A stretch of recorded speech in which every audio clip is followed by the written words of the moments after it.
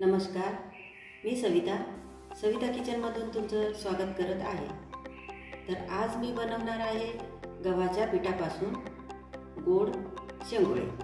तर चला वेळ न घालवता रेसिपीला सुरुवात करूया। आपण साहित्य बघूया।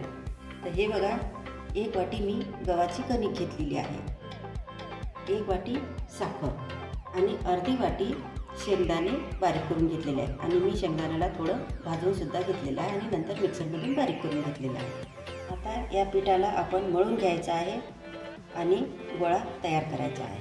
आपण कणिक मळून घेतलेली आहे आणि छान मुरलेली आहे। आता याचे आपण बनवणार आहे, तयार करणार आहे शेंगोळे।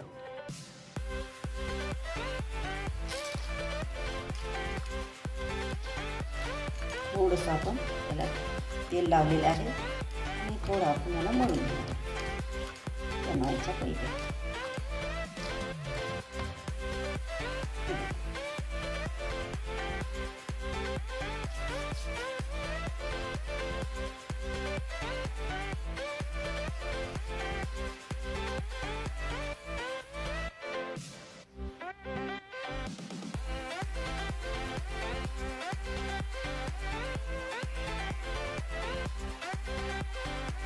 थोडे जाडसरच बनवा। असे गोल गोल आपल्याला शेंगोळे बनवायचे आहे।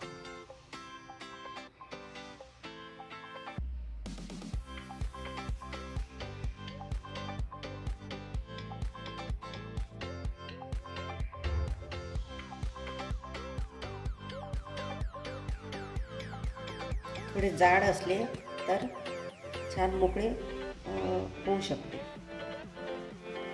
आणि तुम्ही एकदम बारीक कराल तर ते एकदम चिकट होऊन जाणार आहे।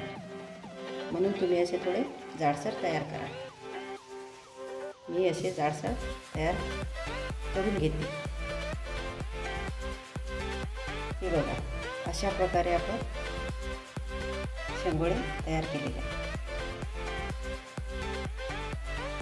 तर मी आता हे पूर्ण शेंगोळे तयार करून घेणार आहे। शेंगोळे तयार करून झालेले आहेत। आता आपण या शेंगोळ्याला तळून घेऊया। या पॅनमध्ये आपण तेल गरम करायला ठेवलेलं आहे आणि छान गरम झालेलं आहे। आता या आपण हे तेलामधून तळून घेऊया।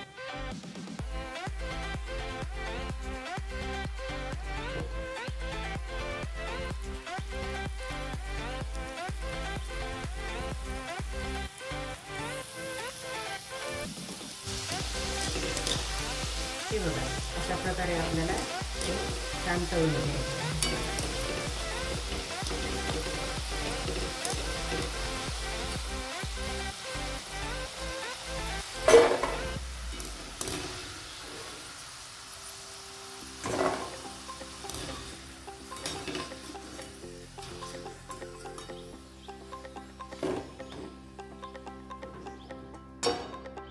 सर्व शेंगोळे आपण तळून घेतलेले आहे आणि आता हे आपल्याला साखरेच्या पाण्यामध्ये टाकायचे आहे। तर इकडे बघा, आपण त्या पातेल्यामध्ये साखरेचं पाणी तयार केलेलं आहे आणि या साखरेच्या पाण्यामध्ये आता आपल्याला हे आपण शेंगदाणे बारीक केले ते यामध्ये आपण सोडणार आहे।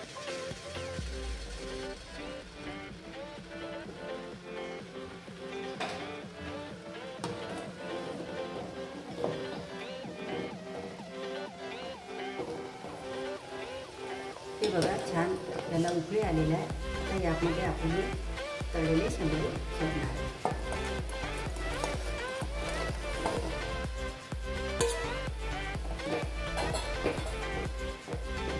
आणि याला छान आपण 2 मिनिटं त्याला शिजू द्यायचं आहे। जास्त वेळ शिजू देऊ नका, फक्त 2 मिनिटं। छान आपण 2 मिनिटं शेंगोळ्याला शिजू दिलेलं आहे, शिजवून घेतलेलं आहे आणि अशा प्रकारे आपण एकदम सोपी रेसिपी तयार केलेली आहे। हा व्हिडिओ तुम्हाला कसा वाटला आम्हाला नक्की कमेंट करून सांगा। तुम्ही आम्हाला कमेंट केली की आम्हाला पण व्हिडिओ बनवण्यात उत्साह मिळतो, आनंद मिळतो। म्हणून नक्कीच कमेंट करा आणि व्हिडिओला लाईक करा, शेअर करा आणि आपल्या चॅनलला नक्कीच सबस्क्राईब करा। धन्यवाद।